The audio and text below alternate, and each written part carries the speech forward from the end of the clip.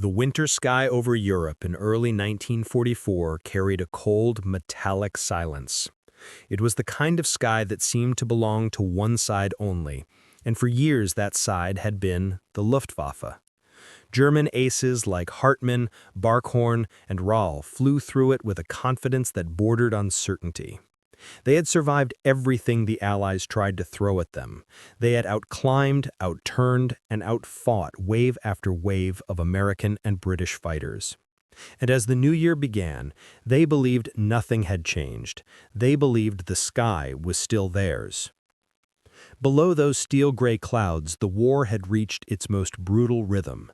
Daylight bombing raids by the U.S. 8th Air Force struck deeper into the German heartland, but the price was staggering. B-17s and B-24s burned in the air, their wings torn away by cannon fire, their formations shattered by the climbing attacks of Bf109s and the brutal strikes of Fw190s. Entire bomber crews disappeared in seconds, their parachutes never opening.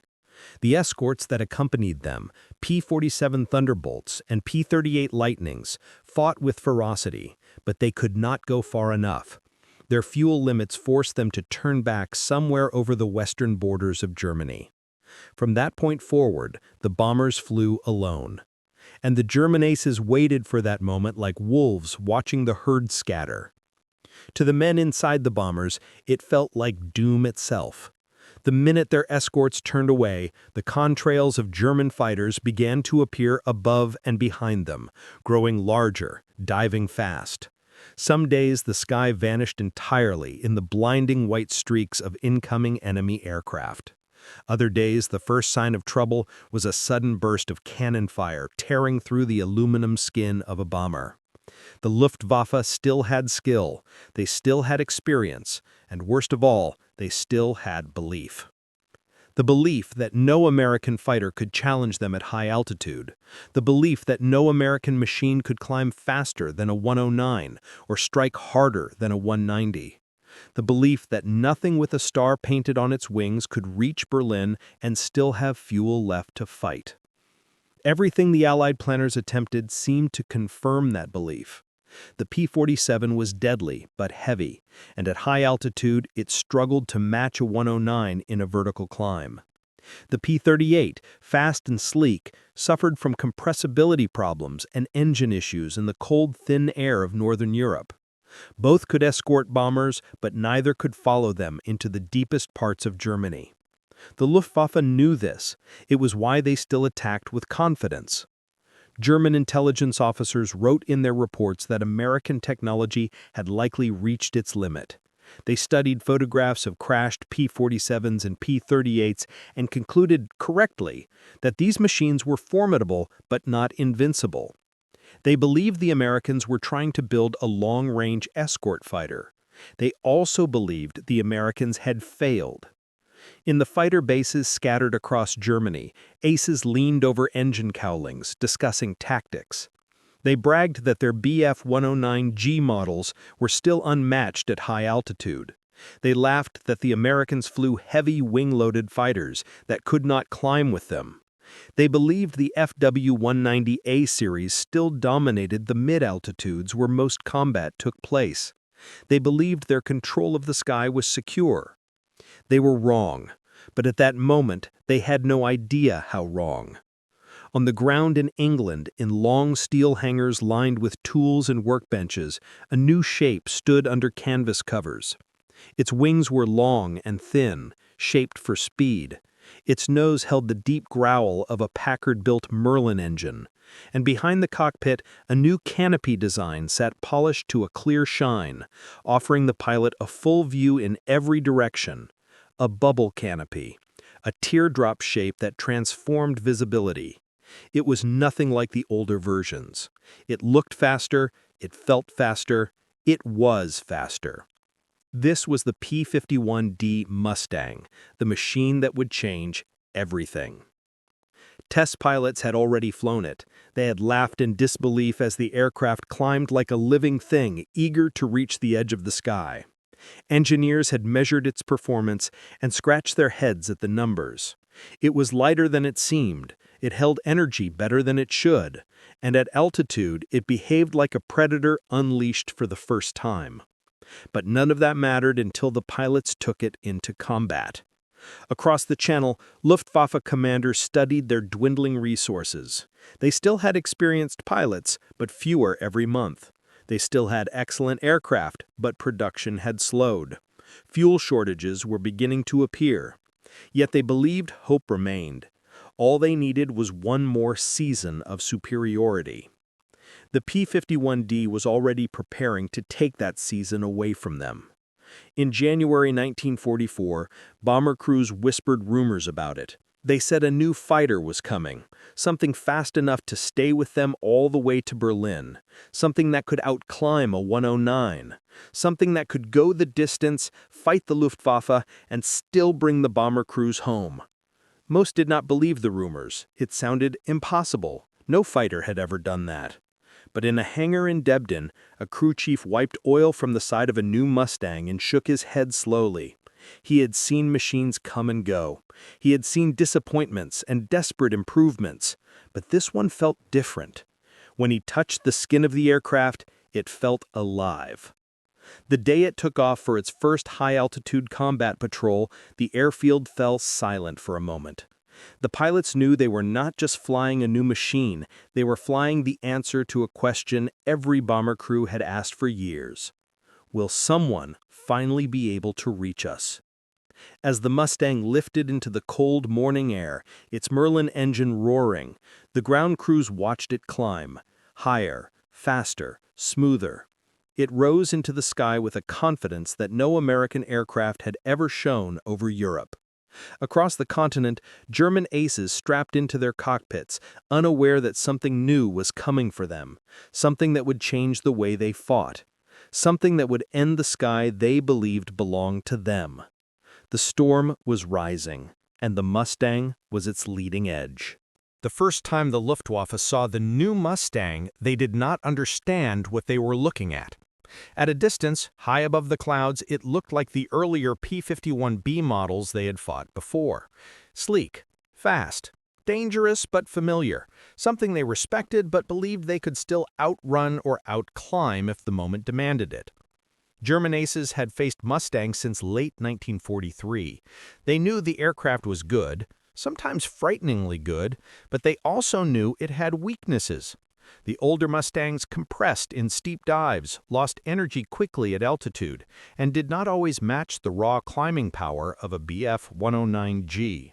So when the first P-51D squadrons took to the sky in May 1944, German pilots did not flinch. They assumed this new version was only a minor improvement, a faster canopy change, maybe a better gun sight, nothing that would transform a war. They were wrong before the first shots were fired. They just did not know it yet.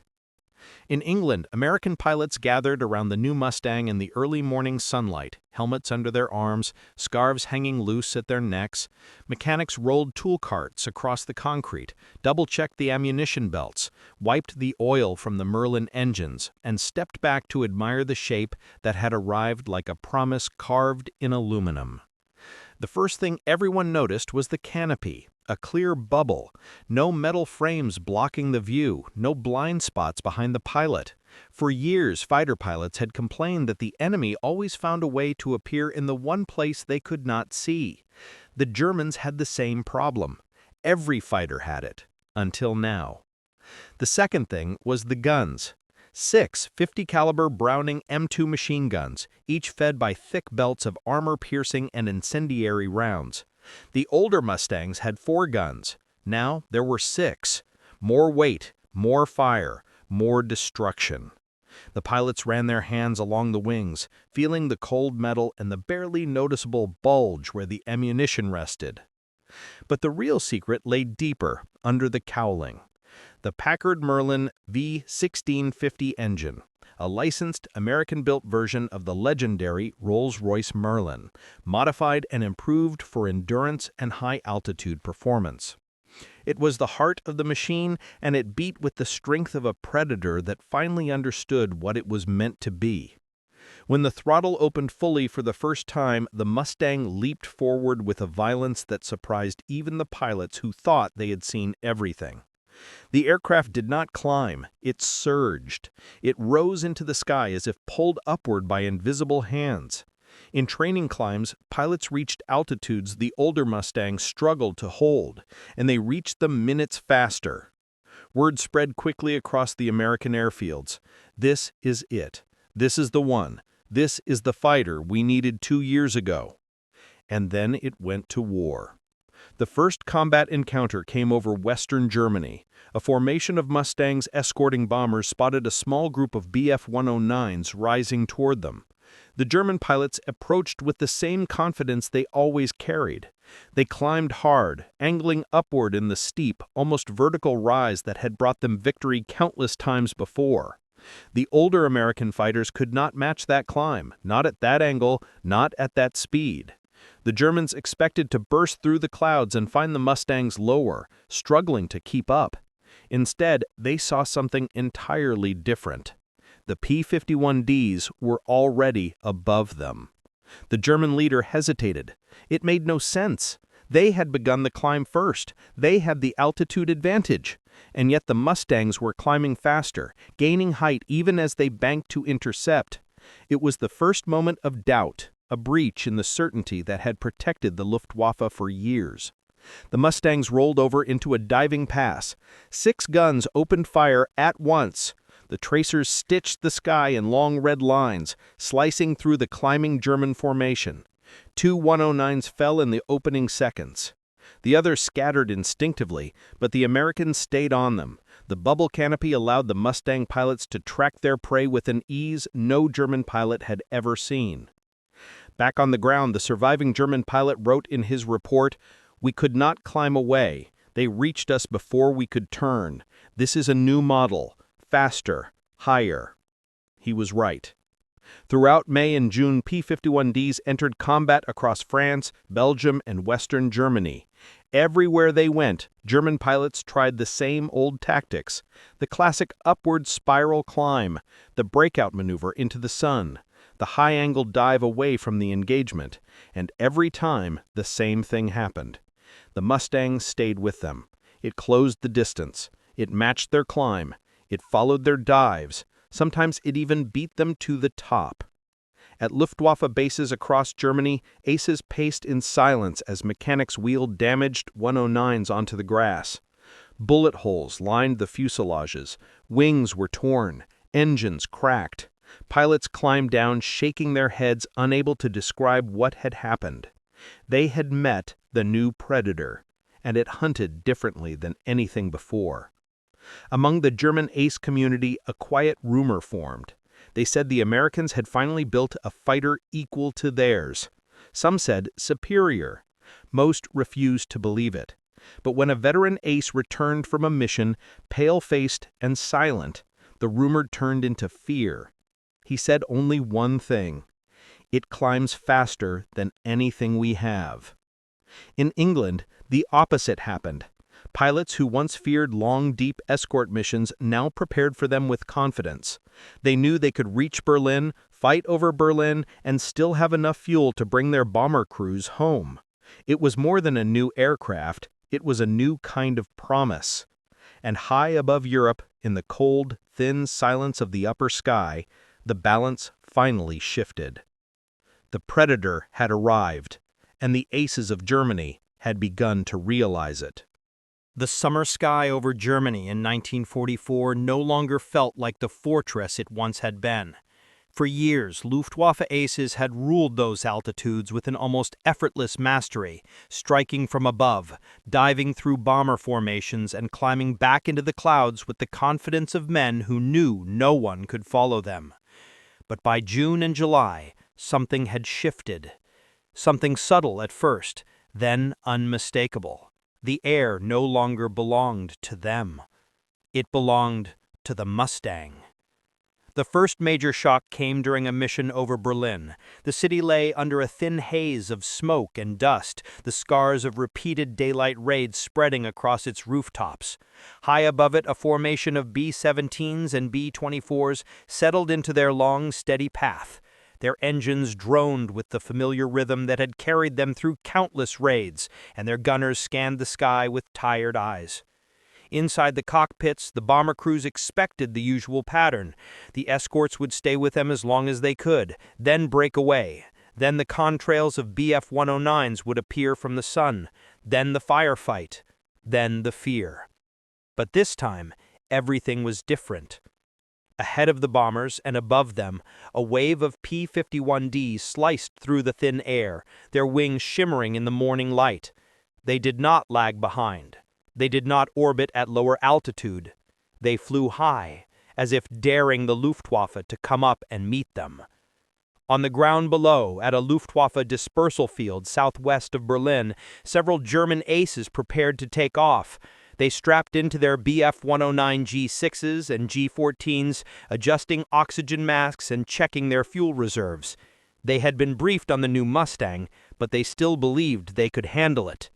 They had handled every American fighter before. They had no reason to think today would be different. The scramble horn sounded. Engines roared. The 109s shot down the runway, one after another, lifting into the sky with the familiar whine of Daimler-Benz power. The pilots climbed hard, pressing their backs into their seats as they reached for altitude. Their tactic was old and proven: gain height, hit the bombers from above, use the vertical climb against the American escorts. But when they broke through the upper cloud layer at 25,000 feet, they froze. The Mustangs were already there. Not lower, not behind, above. The German leader, a veteran with more than 60 kills, hesitated for the first time in years. He could not understand how the Americans had reached altitude so quickly. Normally, the 109s owned this part of the sky, but now, instead of waiting for the bombers, the Mustangs were waiting for them. The American leader shouted over the radio, "Break and dive on them! Do not let them climb!" The P-51Ds peeled over into a controlled dive, 6 guns blazing. The tracers cut through the sky in long red spears. The first German aircraft exploded in a flash that swallowed the cockpit and left nothing but black smoke. The second spiraled downward, trailing fire. The third tried to break into a steep vertical climb, the classic Luftwaffe escape. It was a fatal mistake. The Mustang followed him. It did not stall. It did not fall behind. It gained on him, engine howling, wings steady, bubble canopy glinting in the sun. The German ace looked back once and saw the nightmare he had never expected: an American fighter overtaking him in a vertical climb. He did not survive the next burst. But this was only the beginning. Through the summer of 1944, the Luftwaffe experienced the same shock again and again. Over Stuttgart, over Munich, over Hamburg, over the industrial heartland of the Ruhr. Everywhere the German fighters went to intercept the bombers, the Mustangs were already waiting at altitude. Fw190 pilots tried to ambush Mustangs from below. It failed. Bf109 pilots tried to escape in high-angle dives. The Mustangs stayed glued to their tail. Veteran Luftwaffe aces attempted the old energy fighting tactics that had served them for 5 long years, but the P-51D did not bleed energy the way the older American fighters had. It held speed during turns, it climbed like a lightning strike, and with the new bubble canopy, it allowed American pilots to track German aircraft in ways no one had ever experienced before. For the first time, German aces felt hunted. In one engagement, near Leipzig, a Luftwaffe formation attempted a coordinated attack against a bomber stream. They climbed in tight formation, engine straining, knowing timing was everything. As they reached the attack altitude, they saw the Mustangs again. Not in scattered pairs, but in full squadrons. 30 P-51Ds rolled into an attack as smooth as a blade slicing through silk. Below them, the bombers continued on, almost untouched. Inside the cockpits of German aircraft, panic began to creep into the voices of men who once spoke with unwavering confidence. Radio chatter filled with disbelief. They are above us again. They are climbing with us. They are faster. We cannot shake them. Aces who survived the Eastern Front, North Africa, and the 1,000 battles of earlier years suddenly found themselves outmatched. Their skills had not faded, their instincts had not dulled, but their aircraft could no longer keep up with the enemy that now ruled the upper sky. The Luftwaffe began losing its most precious resource, not aircraft, pilots, experienced ones, the backbone of its fighter force. Every German ace lost represented years of training, thousands of hours of flight time, and a lifetime of accumulated skill that could never be replaced. The P51D Mustang was not just a fighter. It was a machine designed to erase an entire generation of enemy pilots. And through the summer of 1944, that erasure happened one altitude band at a time. In the mess halls of Luftwaffe bases, pilots sat in silence after landing, staring at their hands or their boots, unable to process what they had encountered. For the first time, they admitted to each other something they had never dared to say before. The Americans now have the better fighter. And once that truth took hold, the fear followed. Above every city, over every bomber route, at every altitude from 10,000 feet to 35,000 feet, the sky that once belonged to Germany was slipping away. Not slowly, but all at once. By the fall of 1944, the sky over Germany no longer felt like a battlefield. It felt like a reckoning. Every altitude band that once belonged to the Luftwaffe was now contested, challenged, or completely dominated by the P51D Mustang. The great duels of the early war, the swirling turn fights and desperate dives, were becoming rare. The Germans were fighting fewer battles, not because they chose to, but because the Mustang denied them the chance to begin one. The change did not happen in a single day or a single mission. It happened through hundreds of small encounters that left the same result. A Bf109 climbing toward a bomber formation, only to find Mustangs above it. An Fw190 diving for escape, only to realize the Mustang was still behind it. German pilots who once dictated the terms of engagement were now reacting, recovering, or retreating. Over the Ruhr industrial region, the transformation became unmistakable. The bombers no longer entered enemy airspace with the nervous tension that once marked every raid. Their gunners still scanned the sky, but the panic in their voices had faded. They spoke with a new kind of confidence. We have cover. They are still with us. Above them, P-51Ds flew in tight, disciplined lines. Their bubble canopies sparkled in the cold autumn sun. Their 6 guns were loaded, cocked, and ready. They were not simply escorting bombers anymore. They were clearing the sky of anything that moved. On one September mission, a group of German fighters attempted a classic head-on attack against a formation of B-24 Liberators. It was a tactic the Luftwaffe had perfected. Approach frontally, guns blazing, force the bombers to break formation or take heavy losses. But as the German fighters approached, they saw something they had never faced in earlier years. Mustangs diving from above in a coordinated screen. The P-51Ds hit the German formation before it reached firing range. The first burst ripped open the wing of a 109. The second Mustang drifted to the right and sprayed another with a full second of gunfire. 2 more German fighters broke left, hoping to escape into a cloud bank. But another flight of Mustangs emerged from the haze, cutting off their retreat. The attack collapsed in less than 30 seconds. Not one bomber was hit. For the bomber crews, it felt like a miracle. For the Luftwaffe, it felt like a nightmare. But for the Mustang pilots, it was simply the new rhythm of war. Meanwhile, fuel shortages and worn engines were crippling German operations. The Luftwaffe could still field aircraft, but not for long durations. Every sortie became a gamble. Some pilots launched with tanks barely filled, praying they would not have to chase the enemy too far. Others fought with worn pistons, cracked spark plugs, or tires so thin they risked exploding on landing. The Mustang had no such problems. The P-51D carried enough fuel to fly deep into Germany, engage enemies over their own cities, and then return safely. With its drop tanks, it could escort bombers from England to Berlin and back again. No German fighter in 1944 could match that endurance, not even close. In October, the Mustangs began striking German airfields directly. It started with small raids, then expanded into coordinated sweeps.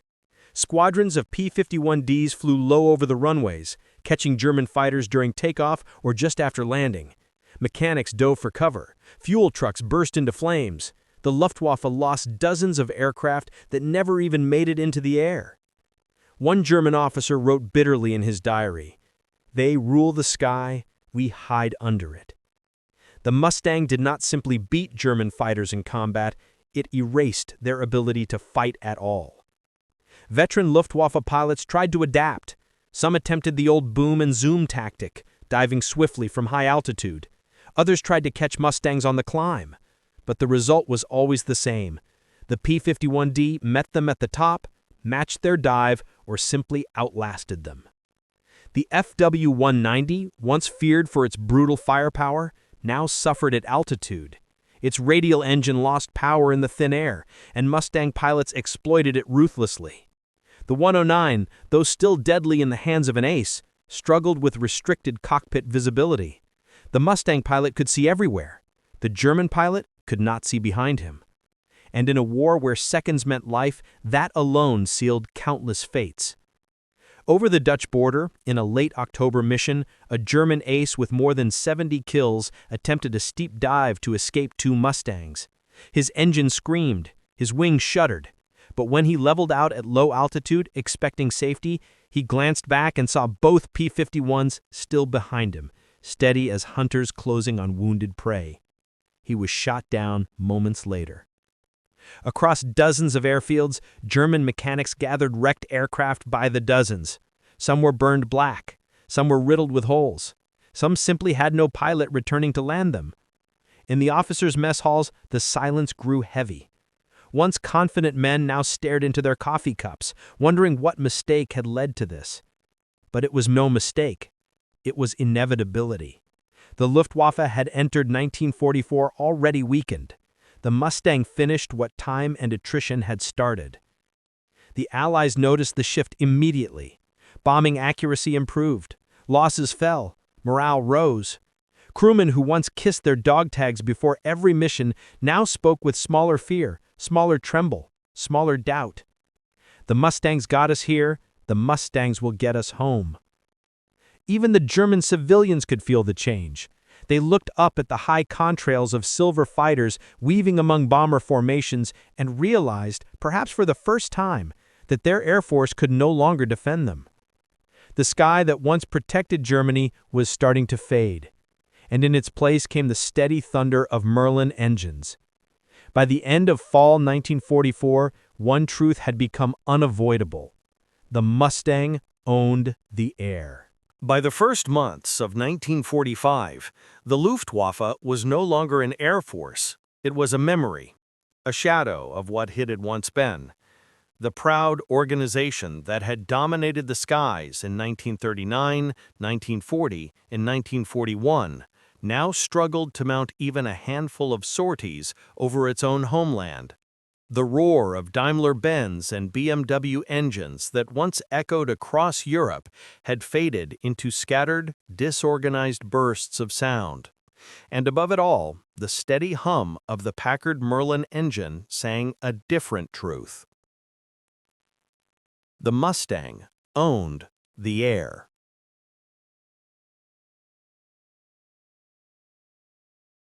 The transformation had happened faster than any military strategist could have predicted. The P-51D did not simply outperform German fighters, it overwhelmed the entire structure of the Luftwaffe. It denied them altitude, it denied them escape, it denied them time to reorganize, refuel, or retrain new pilots. Even when the Germans managed to produce new aircraft, such as the Fw190D or the revolutionary Me-262 jet, there were not enough of them, and the Mustang was always there to strike at the moment of vulnerability. In early January, as snow blanketed the battered airfields of central Germany, a Luftwaffe flight officer walked between rows of grounded aircraft. Many had no fuel. Others had engines removed for repair. Some had no pilots at all. Young men stood at attention in the cold, barely trained, wearing flight suits far too large for them. They had studied books, but had hardly touched the controls of an actual aircraft. They were told they would be flying sorties within days. The officer looked at them with a sadness he did not hide. He had once flown with the greatest aces alive. Now he was instructing boys who would not survive their first engagement.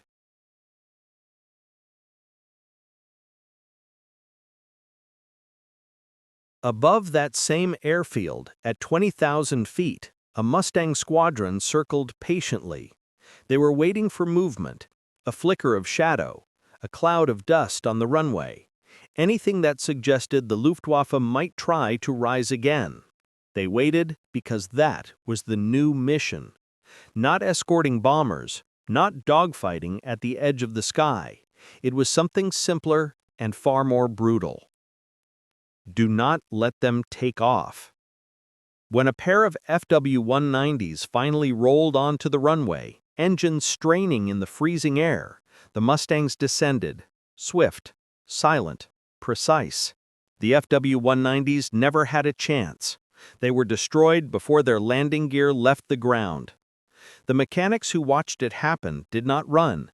They simply stood there, shoulders slumped, knowing the war in the air was already lost. Across Germany, the story repeated itself. At Cologne, at Frankfurt, at Hanover, at dozens of small, half-abandoned airfields hidden between forests and rail lines. The Luftwaffe attempted to fly. The Mustang was there. The Luftwaffe tried to move aircraft by rail. The Mustang was there. The Luftwaffe attempted to repair engines in the open. The Mustang was there. Every attempt to revive the fading air defense collapsed under the relentless pressure of P51D squadrons patrolling day after day, sometimes flying 3 or 4 missions. The Mustang pilots were not reckless, they were simply persistent. They appeared where they were not expected, struck fast, and vanished back into the sky with the ease of men who now understood they had complete control. German civilians looked up from ruined streets and shattered rooftops and saw something they had never seen before: American fighters patrolling unopposed over their cities. The contrails of Mustangs stretched across the horizon like scars carved into the winter sky. For years, civilians had counted on the drone of German aircraft, the roar of interceptors scrambling, the distant thunder of flak batteries. Now there was only silence followed by the sharp growl of Merlin engines. Inside Luftwaffe command centers, officers debated desperately. They talked about conserving fuel, about saving aircraft for a final decisive counterattack, about waiting for the Me-262 jets to appear in larger numbers. But the fuel did not come. The pilots did not survive long enough. And the jets, though revolutionary, could not protect their airfields from the Mustangs that circled overhead every morning, waiting for them to land. One German ace said bitterly before climbing into the cockpit for the last time, "I am not fighting the Americans. I am fighting time, and time is already lost." He was shot down minutes later by a pair of Mustangs that dropped on him from 10,000 feet above.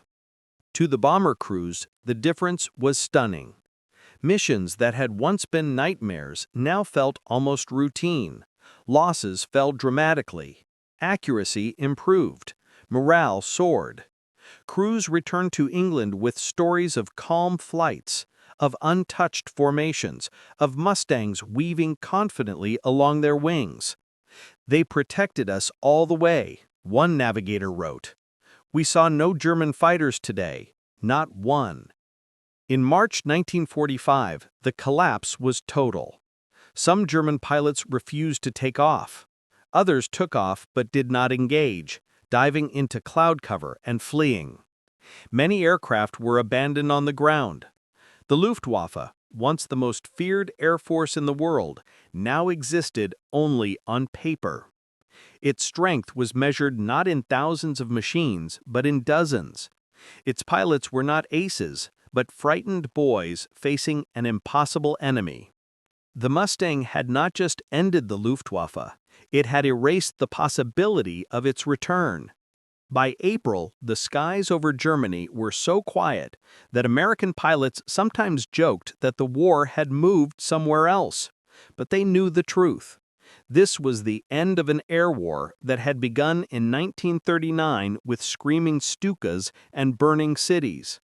Now the sky belonged to a calm wind and the distant hum of American fighters sweeping through empty air. And as the last weeks of the war approached, every surviving Luftwaffe pilot understood the same truth. The sky was no longer theirs. It never would be again. And high above the ruined cities, the P51 Mustang flew on, the final ruler of a battlefield now silent, victorious, and forever changed.